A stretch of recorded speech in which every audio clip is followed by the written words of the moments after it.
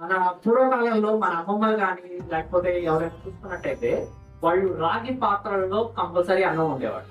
రాగి పాత్రలో అన్నం వండేవాళ్ళు, దాని నుంచి వార్చేవాళ్ళు. గంజి వార్చడం వల్ల దాని వల్ల యూజ్ ఏంటంటే ఆ దాంట్లో ఉన్న స్టార్చ్ ఏదైతే ఉందో ఆ స్టార్చ్ ఆ స్వీట్నెస్ బయటికి వెళ్ళిపోతుంది.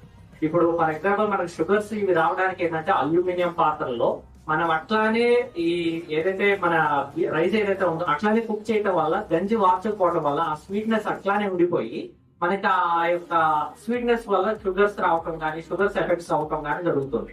సో ఆ పాత పద్ధతి ఏదైతే ఉందో అల్యూమినియం పాత్రలు యూజ్ చేయకుండా మన ఇత్తడి రాగి పాత్రలు యూజ్ చేస్తూ అండ్ గంజి వార్చడం అనే కాన్సెప్ట్ ఏదైతే ఉందో చాలా మంచిది.